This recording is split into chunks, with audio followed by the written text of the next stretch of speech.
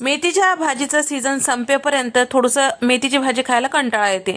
मग या पद्धतीने मेथीची भाजी एकदा नक्की करून पहा, तुम्हाला कंटाळा अजिबात येणार नाही. कढईमध्ये 4 चमचे तेल, अर्धा चमचा मोहरी, अर्धा चमचा जिरं छान फुलू द्यायचं. त्यानंतर मध्यम आकाराची मेथीची भाजी जी आहे छान स्वच्छ निवडून त्यानंतर धुवून बारीक असं चिरून घेतलेलं, म्हणजे जमेन असं बारीक, जास्तीचं बारीक नाही. मग त्यानंतर आता याला तेलामध्ये खालीवरी करून घ्यायचं आहे, म्हणजे थोडंसं परतून घ्यायचं आहे. आणि सोबतच 2 मध्यम आकाराचे पिकलेले छान टोमॅटो बारीक चिरून यामध्ये टाकून घेतलेलं आहे.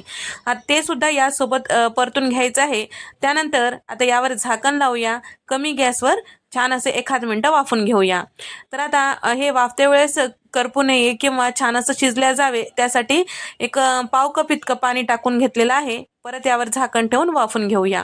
तोपर्यंत यासाठी आता एक खास वाटण तयार करून घेऊया. 2 चमचे इथे मी फुटाण्याची डाळ आणि त्याचबरोबर इथे मी ओलं खोबरं इथे मी साधारण 7 ते 8 छोटे काप घेतलेले आहे.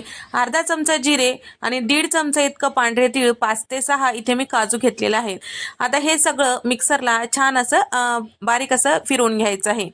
तर या ठिकाणी आता मिक्सरच्या भांड्यामध्ये हे टाकून घेतलेलं आहे आणि सोबतच यामध्ये टाकत आहे मूठभर इतकी कोथिंबीर आणि त्याचबरोबर थोडंसं पाणी टाकलेलं आहे, म्हणजे छान अशी पेस्ट तयार होते. तर इथे आपलं हे मेथीची भाजी आणि टोमॅटो छान असं वाफल्या गेलेलं आहे आणि एक 1.5 चमचा इतकं आलं लसणाचं ओबडधोबड असं इथे मी ठेचा टाकून घेतलेला आहे आणि अर्धा चमचा गरम मसाला, 1 चमचा इथे मी लाल मिरची पावडर, अर्धा चमचा हळद, 1 चमचा इतकं धने पावडर टाकून घेतलेलं आहे. चवीपुरतं मीठ टाकलेलं आहे. पावडर मसाल्यामध्ये बेसिक पावडर मसालेच टाकायचं. तर इथपर्यंत तुम्ही सगळेजण करत असाल तर यापुढे थोडंसं आपण अलग पद्धतीने करत आहोत. तर या ठिकाणी हे पावडर मसाले सगळे छान व्यवस्थित मिक्स करून घेतल्यानंतर तयार करून घेतलेलं जे आपण वाटणाचं पेस्ट आहे ते टाकून घ्यायचं आहे. तर याचबरोबर आता गरजेपुरतं पाणी टाकायचं आहे, म्हणजे अगदी आपल्याला पातळ वगैरे करायचं नाही, थोडंसंच पाणी टाकायचं, साधारण अर्धा कप इतकं. तर यामध्ये थोडंसं पाणी टाकल्यामुळे सगळ्या चवी छान व्यवस्थित मिक्स होतात आणि त्याचबरोबर चमचाभर इतकं इथे मी बेसन पीठ टाकून घेतले, ते सुद्धा मिक्स करून घ्यायचं. थोडंसं पाणी कमी वाटत असेल तर आणखीन अर्धी वाटी पाणी तुम्ही यामध्ये टाकू शकता. मिक्स केल्यानंतर पूर्ण छान असं 1 मिनिटं शिजून घ्यायचं. 1 मिनिटानंतर यामध्ये टाकायचं आहे फ्रेश क्रीम किंवा दुधावरची साय. त्यामुळे काय होतं, हे सगळ्या चवी बॅलन्स होतात आणि त्याचबरोबर या भाजीला छान क्रीमी टेक्स्चर येतो आणि शिवाय मेथीच्या भाजीचा थोडासा कडवटपणा जे असतो ते कमी होतो. फ्रेश क्रीम नक्की वापरा, चवीला मस्त अशी भाजी होते. किंवा दुधावरची साय जर घरी असेल तर ते सुद्धा तुम्ही फेटून यामध्ये टाकायचं.